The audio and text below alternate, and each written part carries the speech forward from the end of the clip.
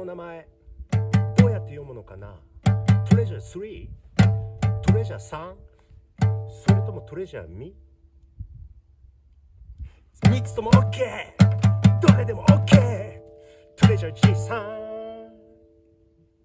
やっほー、わちょー、トレジャー G さんです。昨日の続きです。昨日はね、極意の中の極意、あらゆる人が持っている技術の中でもトップ3に入る技術、この国の言葉だ、昔ながらの言葉で言うとまことのるというのじゃ。ま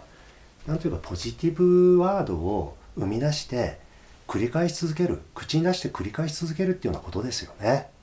このまことのるという極意の中の極意のさらに極意を昨日から話しておりますね。まことのりとを生み出すとき、昨日お話したのはまずモチベーション、自分の原動力、これをしてればもう不幸はあんまり感じない、夢中になれる、これさえしてれば他の人にどんなにけなされようがやめろって言われようが俺は夢中になれて最高の気分だ、そこをはっきりさせようっていう話が出ましたね。そして次、ビジョンね。世の中みんなと自分はどう関わっていくのか。世の中のみんな、自分が属しているコミュニティ、社会って言ってもいい、自分が属している人つながりの中でその人たちどう自分は力を添えていけるか、どう力添えができるか、どう貢献できるか、そこ考えてみたらはっきり見えてくると思うの。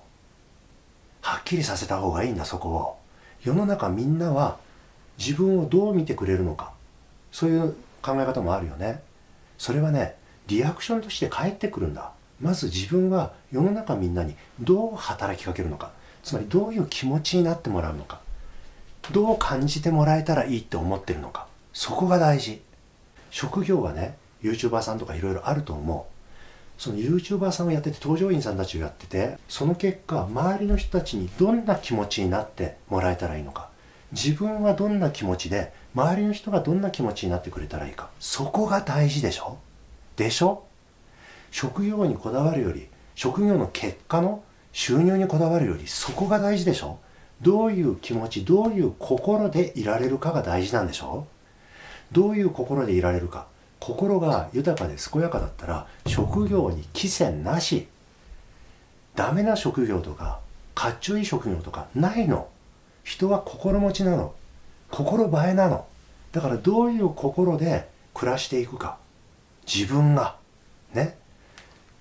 自分はこういう心で暮らしていこう、そしてそういう心になれるのはこれだっていうのがモチベーション。そして皆さんにこういう心になってもらえたらさらに嬉しさ倍増。これがビジョン、将来のビジョン。将来のビジョンっていうのは必ずね、将来っていうのは広く多くの人と、もっと多くの人たちと関わっていると思うよ。夢を叶えていくプロセスでね。モチベーションとビジョンがしっかりしている人ってのはいろんなこと新しく試しながらブレない、いつも一貫して同じところを見てる。だってせっかくだからみんなで楽しくお祭りやっちゃおうっていう、そういう軸がいつでもブレない。俺お祭り楽しんじゃう、踊って楽しんじゃう。実はミュージシャンやってました。フランスとかイタリアとかスペインとかでいろんな楽器演奏して食ってた時期もあります。そんないつでもダンサーとしても詩人としてもミュージシャンとしてもわしがずっと思ってるのは、自分がめちゃめちゃ夢中になれてイケてる気分で、幸せな気分で、晴れやかな気分で、そして周りの人たちみんながそのわしと一緒に晴れやかな気持ちになっててくれたら、わしはその中で踊り見せなくていい。みんなが晴れやかに踊っててくれたら、わしはその横で一緒に踊って、これで最高の気分になれる。そういうあたりはわしもね、ずーっとブレないで持ってる。いろんな活動してきた。いつでもあの手この手を考え出しては新手の活動を続けてきたと思う。そして軸はやっぱりモチベーションとビジョンは全くずれない、ぶれない。これ大事よ。そして3つ目のコツいきますね。ポイント3つ目、2つを1つに結びつける。今言った通り、モチベーション、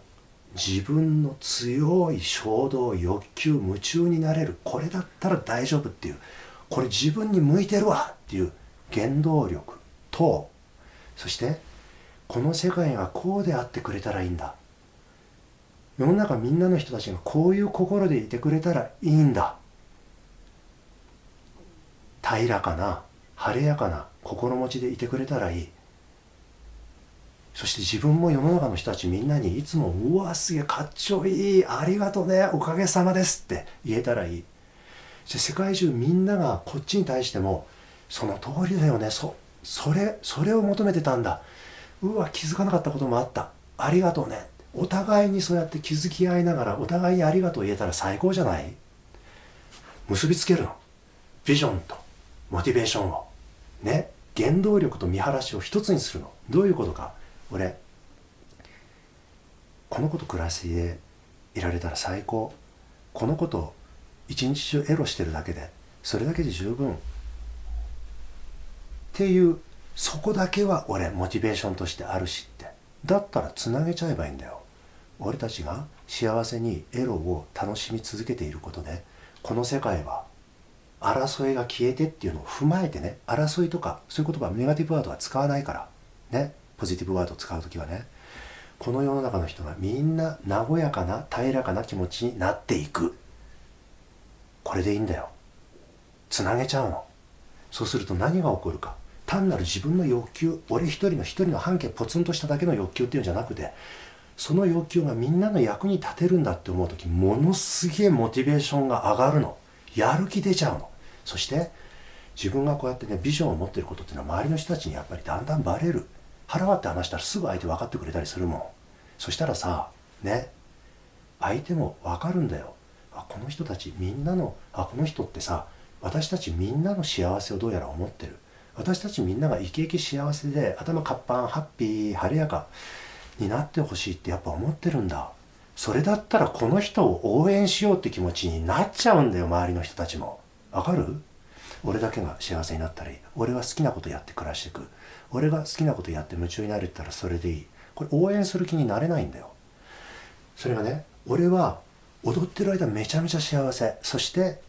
私が踊るとみんなが楽しい、そう思ってたら、そう思ってるわしがいたらどう？周りの人たちのちょっと頭の上の方にもし守り神守護霊みたいなついているとして、あ、そうか、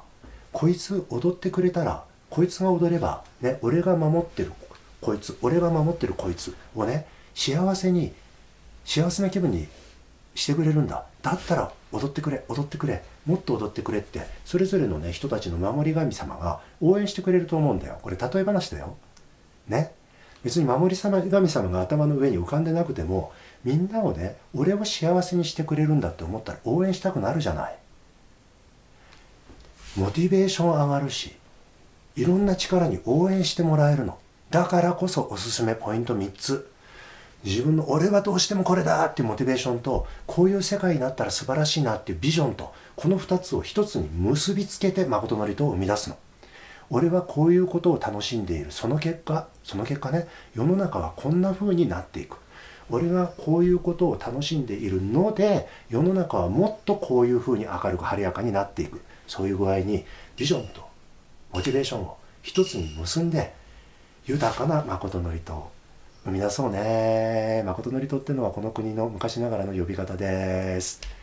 ポジティブワードです。マジックワードです。よろしく。またね。